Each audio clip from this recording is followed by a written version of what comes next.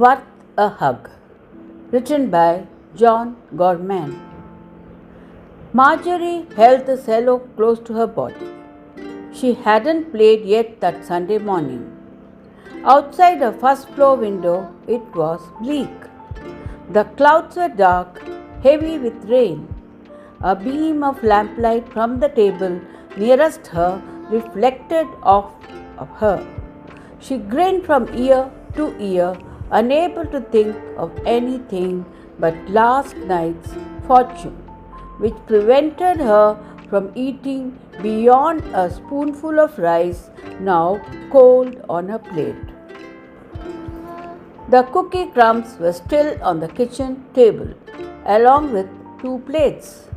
The one plate had very few bits of rice left on it and 4 spare rib bones, with hardly a trace of meat, except for the remnants of overly charred skin that was her mother's plate. Marjorie's plate was full of rice and 2 untouched spare ribs. There was only a spoonful of rice that had been removed from the plate. It was eaten just before she opened her fortune cookie. Marjorie always opened her fortune cookie at the beginning of the meal. The 3 nights a week that she had Chinese food, she would have ordered it every night, but her mother would only allow for it 3 nights a week. The blueness under Marjorie's left eye was a reminder of not to order Chinese a 4th night. Her eye still hurt a little, but was much better than it had been on other occasions. The bruise was a minor affliction. She desperately needed to know her fortune that day at all costs because of the man she saw jogging outside her window earlier that morning, who bore a striking resemblance to her father. Although she hadn't seen him in 3 years, she remembered him jogging every morning before walk. Her image of his lean, muscular body was still ripe in her brain. It was a good thing she had been brushing up on her music, she thought. She would finally be able to play the cello for him, which she was unable to do the last time he was around. Barely able to hold the cello, then it was as big as a big person to her.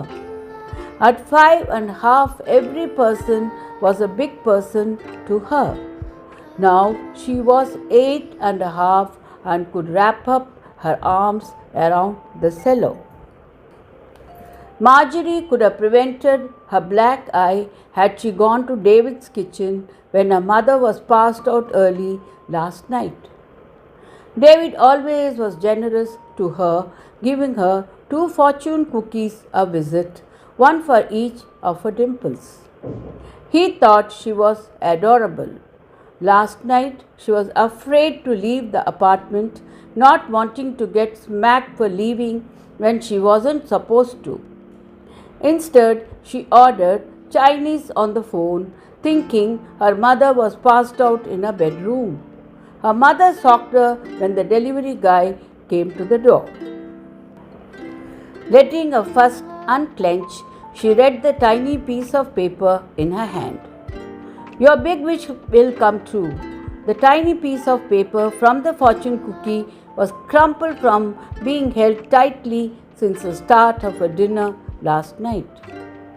Her mother lay on the couch, her arm hanging off the side, her lipstick smeared above her lips, her cheeks smudged with rouge, 1 false eyelash dangling, needing only a small gust of wind to fall. Marjorie didn't even realize how late it was, usually walking her mother for work by 8. It was now 10:30. She kept wondering if her wish would come true and petted her cello as if it were a puppy. The doorbell rang and her eyes opened wide. Instantly, she thought her wish had come true. She couldn't believe things were happening so quickly. Unequivocally excited, her bare feet froze against the uncarpeted floor. The bell rang a second and third time. Her mother yawned, exposing two crooked teeth. Marjorie was frightened. She touched a bruised eye, watching her mother getting off the couch, her fake lash falling on the ground. Her mother limped to the bathroom. By the fourth ring, Marjorie opened the door. "Hello, my name is Linus Hirsch. I am from the Send Your Lost Love a Message, formerly known as Worth a Hug.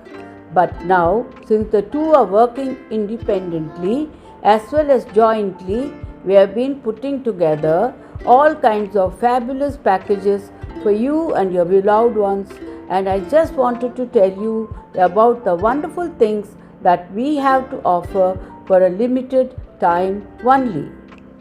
I mean that you can offer for your loved ones one for an unlimited time, but you need to take advantage of our special limited offers. Mind you, this list includes but is not only limited to singing telegrams, personalized teddy bears that have messages knitted onto their sweaters that tell that special someone how you miss them, a bundle and a good stuff like that. And if you act now, you can also get. The man looked down briefly at the little person with short blonde hair and couldn't make out the child's gender. He guessed with difficulty that the young child was either a very cute boy with oversized golden locks or a pretty girl with short hair. Linus Hirsch saw a little person and no sail. He looked at the scarred face on his fake Rolex to see how many minutes he wasted on his pitch. "Is your mother or father home?" Linus asked, looking over the little girl's head while scratching his hairy neck. Marjorie listened to the heaving cuffs coming from the bathroom. "She just got up," Marjorie said interrogatively, not sure if she had voiced her response or thought it. "I suppose I can wait." He dropped his duffel bag and dug through some items. Marjorie tried to peek into the big bag, but Linus hunched over, searching for one of the company's freebie teddy bears, his thick arms blocking Marjorie's view. His faded tan jacket sleeves rolled up by his forearms, revealing thousands of prickly hairs standing up from the friction of the rayon sleeves. "I don't think my mommy is going to be out for a while. She's sick today," Marjorie said, hearing a familiar muffled flush. "Geez, I guess I am going to have to come back," Linus said, grabbing his bag off the floor by a single handle, causing the other end to bang against his knee. "I would like to get something for someone special," Marjorie said. "You would? Who?" Linus said, his eyes eager for his first sale of the week. His lips went weak and wet. "Who do you want to send something?" he continued. "My daddy." "Great. We have a whole bunch of stuff. How about a singing telegram? Is it his birthday?" "No, it's a welcome home present." "Fabulous. We can schedule a singer at any time, but you have to pay first. We take most major credit cards. Where did I put my receipts?" He dug through his bag again, unable to find them. "When did you say he was returning?" "I don't know." "What?" Linus peered his head inside the apartment, staring at the door where the having cuffs were coming from. Is your mother going to be out soon? I think so, but she is going to be sick all day. Nothing contagious though. I don't think so. Linus cracked his knuckles palms outward. He picked at his pinky nail, removing brown grimy pecks. I think I'll come back later. He turned to leave again. The end of his bag smacked into his knee. Wait, Marjorie said. I don't have all day. I want to send my daddy a hug. Figures the lousy 25% worth hug commissions are the only deals I ever, he muttered. That's really great, but you have to know what day he's going to be here in order for me to make the appointments. I have money, I'll be back. She left Linus by the door and went into her room.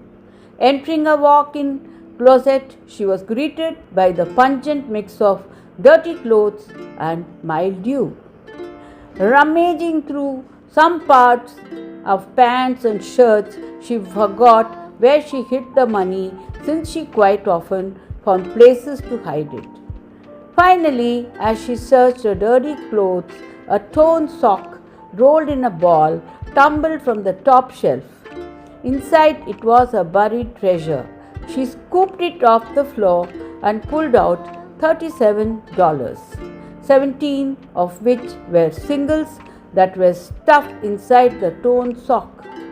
She had been saving the money for a special occasion or for Chinese when her mother wasn't home. When she came back, Linus was scratching a paint chip on the door. Marjorie held the money tightly in her hand the way she had held onto the fortune the night before. She placed the wad of bills in Linus' hands. He felt the hot and moist bills in his hand. Although they reeked of perspiration, he took his time counting them. Only $37, he thought. Tell my daddy that I miss him and that I'm going to give him a big hug when he comes home. Sure, Linus said. He didn't even bother to give a receipt. The bathroom door opened. Linus fled the scene quickly. Near the end of the hallway, he turned his head saying, "Expect your daddy by Tuesday." Marjorie smiled. She didn't even notice her mother hobbling to her bedroom. Marjorie sat back on the chair, listening for her mother's door to slam. After the thwack, she picked up the cello off the floor and began playing, holding her wooden friend lovingly. It would only be in 2 more days that her wish would finally come true, to hug the man who gave her the cello.